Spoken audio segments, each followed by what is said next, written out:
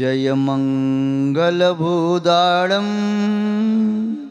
विमलाळं नाणदंसणमयाळं त्रैलोक्यसेह्यराळं ळमोसया सौवसेद्धाळं तीरेण खग्गणाय ळोत्तार्य मोवसेन शिरडिवहो आयराव पशयो परवालिय भवजियलो ळमो अरियन्ताळं ळमो सिद्धाळं ळमो आयर्याळं ळमो वज्रायाळं ळमो लोय सौवशाहोळं। जय बोलिए त्रिकालवर्ती त्रैलोक पूज्य विश्वाराध्य पंच परमेष्टि भगवान की, अनंतानंत शुद्ध परमेष्टि भगवान की, वर्तमान जिन शासन नायक श्री वर्धमान महावीर भगवान की, परम पूज्य चारित्र चक्रवर्ती आचार्य श्री शांति सागर जी मुनि महाराज की, परम पूज्य भारत गौरव आचार्य श्री देशभूषण जी मुनि महाराज की, परम पूज्य सिद्धांत चक्रवर्ती आचार्य गुरुदेव श्री विद्यानंद जी मुनि महाराज की, विश्व कल्याणकारक अहिंसा प्रधान श्रीमद विश्व धर्म की। सभी हाथ जोड़े। जैनम जयतु शासनम विश्व कल्याणकारकम। विश्व में जिन शासन एक ऐसा शासन है जिसकी छत्र छाया में आने वाला प्रत्येक भव्य प्राणी अपनी आत्मा का कल्याण करने में समर्थ होता है। हम और आप सभी मिलकर के भावना भाते हैं यह जिन शासन सदैव जीवंत और जयवंत रहे। धर्म स्नेही सत श्रद्धालु यहाँ पर उपस्थित आप सभी भव्य वर पुंडरीक पुण्यात्मा महानुभाव, सम्यक्त्व के 4 लक्षणों के संबंध में चर्चा विगत 4 दिनों से कर रहे हैं। सम्यक्त्व आत्मा का एक ऐसा गुण है जिसके प्रकट होने पर शेष गुणों की प्रकट होने की पूर्ण संभावना होती है। कालांतर में वे गुण नियम से प्रकट होते ही होते हैं। जिस आत्मा में सम्यक्त गुण प्रकट नहीं होता उस आत्मा में चेतना के अन्य स्वाभाविक और शुद्ध गुण प्रकट नहीं होते। इसलिए सम्यक्त गुण सबसे पहला गुण है। उपसम सम्यक्त को प्राप्त करता है अनादि मिथ्या दृष्टि जीव, बाद में क्षयोपसम और करके क्षायिक सम्यक्त को प्राप्त करता है। किंतु क्षायिक सम्यक्त प्राप्त करने वाला भी व्यवहार संबदृष्टि ही कहलाता है, सराग संबदृष्टि ही कहलाता है। क्यों चौथे पांचवें छठवें गुरुस्थान में सराग सम्यक्त या व्यवहार सम्यक्त के अलावा दूसरा सम्यक्त नहीं होता। अर्थात बीतराग सम्यक्त या निश्चय सम्यक्त दर्शन चौथे पांचवें छठवें गुरुस्थान में नहीं होता। ये बात बिल्कुल ध्रुव सत्य है, सिद्धांत की बात है, इसमें कहीं डाउट नहीं। कोई व्यक्ति सोचे कि छाया संबद्ध दृष्टि को तो बीतराग संबद्ध दर्शन कह देना चाहिए, उसे निश्चय संबद्ध दर्शन कह देना चाहिए, किंतु नहीं होता। जैसे सूर्य के उदय के बिना सूर्य का प्रकाश नहीं होता, ऐसे ही संबद्ध दर्शन ज्ञान चार तीनों की एकता के बिना बीतराग संबद्ध दर्शन या निश्चय संबद्ध दर्शन नहीं होता। महानुभाव, उन 4 लक्षणों में से 3 लक्षण विगत 3 दिनों में देखे। प्रशम भाव, संवेग भाव और कल तीसरा देखा था अनुकंपा। जिस प्राणी के चित्त में निर्मलता है, विशुद्धि है, शांति है, सरलता है, सहजता है, उस व्यक्ति के चित्त में धर्म और धर्मात्मा के प्रति अनुराग होता है। उस व्यक्ति के चित्त में धर्म और धर्मात्मा को देख करके, धर्म के फलों को देख करके आनंद आता है। आज से लगभग 40-50 साल पहले की बात कहें, जब मुनि महाराजों की संख्या 100 के लगभग थी। मुनि महाराज नगर में, ग्राम में 20, 30, 50 साल में कभी एक बार आए, 2 बार आ गए, 4 बार आए, अंततः दशकों तक मुनिराज के दर्शन नहीं हो पाते, 20 वर्षों तक। उसकी ओर पहले देखें तो ऐसे व्यक्ति भी रहे जिन्हें पूरे जीवन काल में मुनि महाराज के दर्शन नहीं मिले। भागचंद जी, ध्यानराज जी, बुद्ध इत्यादि कवि ऐसे रहे, वनासीदास इत्यादि, जो मुनि महाराज के दर्शन करने के लिए तरस गए। कमरा बंद करके, कपड़े उतार करके देखते थे, भावना भाते थे मुनि महाराज कैसे होते होंगे। इस काल का ये परम सौभाग्य है कि इस काल में मुनि महाराज के दर्शन भी हो रहे हैं, जिनेंद्र भगवान के दर्शन भी हो रहे हैं और शास्त्रों के दर्शन भी हो रहे हैं। अतीत में जाकर के देखो तो कई जगह व्यक्तियों को साल में एक बार भी दर्शन नहीं मिल पाते थे, जिन बिंबों को बचाने के लिए तलघर में या जमीन में गाड़ करके छुपा के रख दिया। जिस समय मुगल बादशाहित थी, औरंगजेब ने सैकड़ों हजारों की तादाद में जैन मंदिरों को, मूर्तियों को खंडित किया। उस समय अपनी प्राणों से ज्यादा जिन भगवान की मूर्ति को मान करके उनकी रक्षा करने का उनका संकल्प रहा। उस समय के व्यक्तियों ने जो संघर्ष का सामना किया, जो अत्याचार सहन किए, आज उनके बारे में सोच करके भी आंखें नम हो जाती हैं। राजस्थान के बागेड़ा ग्राम की एक बात, संध्या काल में सब लोग जैसे दर्शन करके स्वाध्याय के बाद घर पहुंचे, अचानक समाचार मिला मुगल सेना इधर आ रही है और संभव है कल प्रातःकाल यहाँ तक पहुँच जाए, और चाहे हिंदू मंदिर हो चाहे जैन मंदिर हो, तोड़ती हुई, ध्वस्त करती हुई आ रही है। क्या करना चाहिए? जैन मंदिर की रक्षा कैसे करें?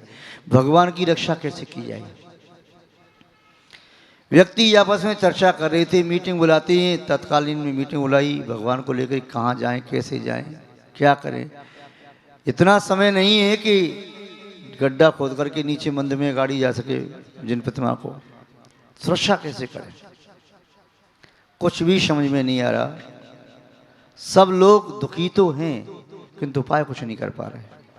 भगवान पार्श्वनाथ की श्याम वर्ण की वह 7 या 9 फड़ वाली मूर्ति, बहुत मनोज्ञ प्रतिमा, लगभग 21 इंच की होगी या 25 इंच की, ज़्यादा से ज़्यादा।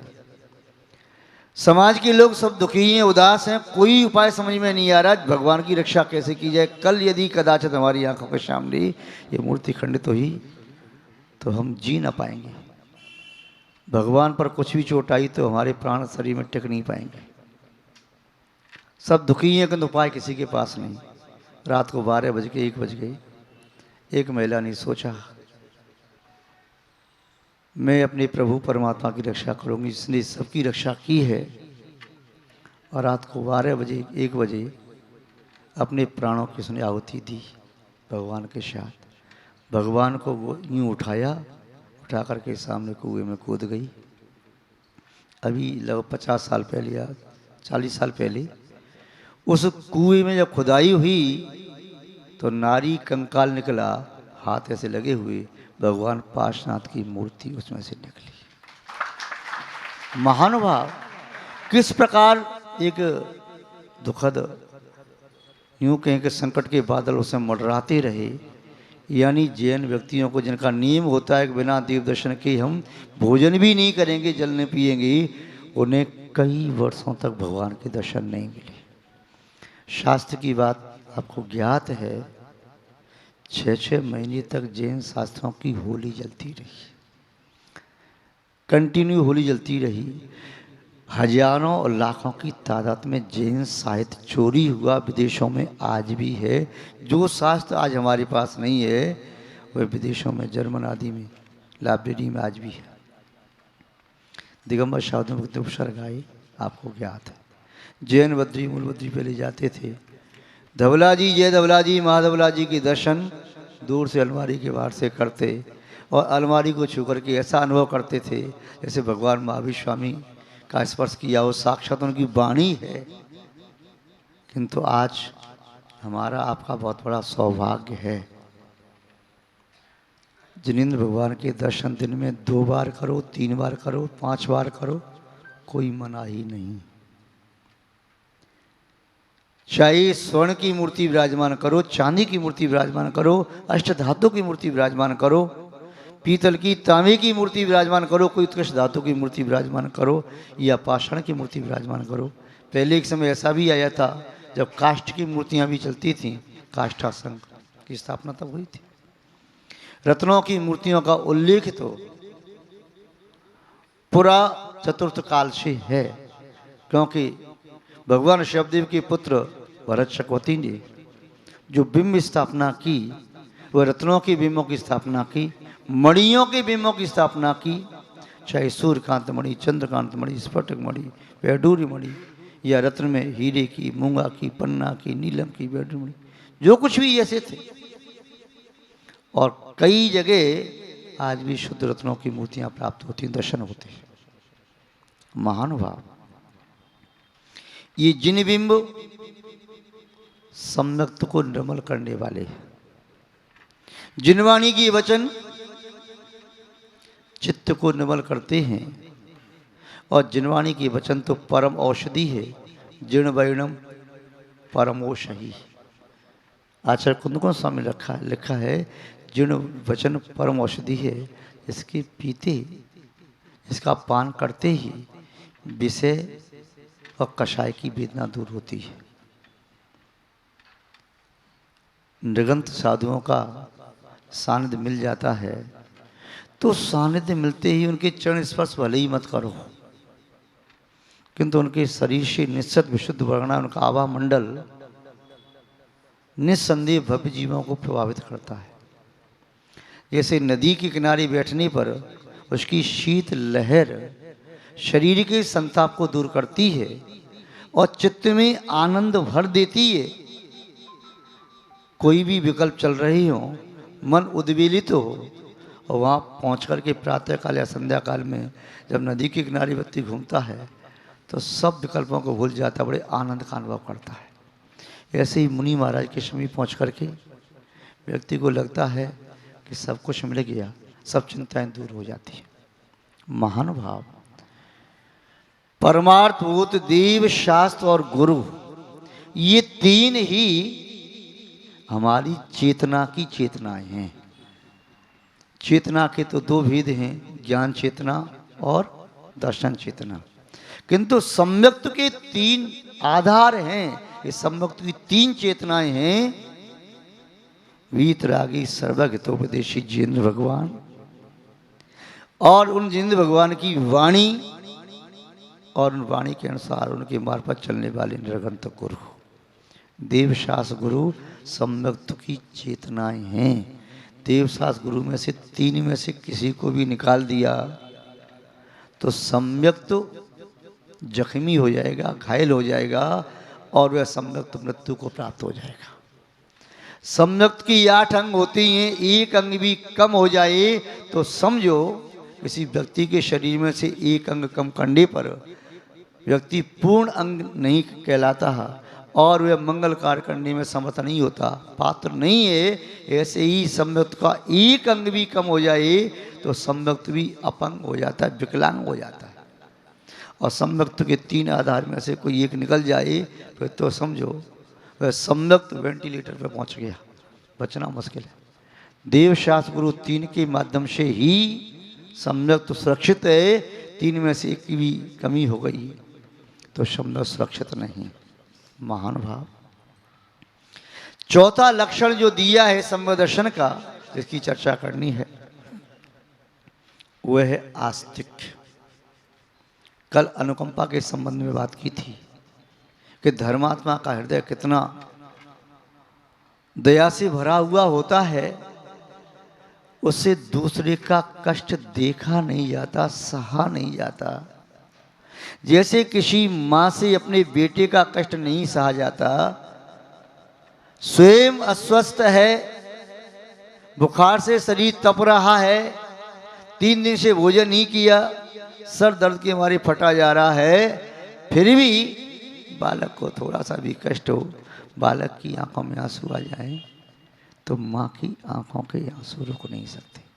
अपने कष्ट को तो सहन कर लेती है, किंतु अपने शिशु के कष्ट को सहन नहीं कर सकती।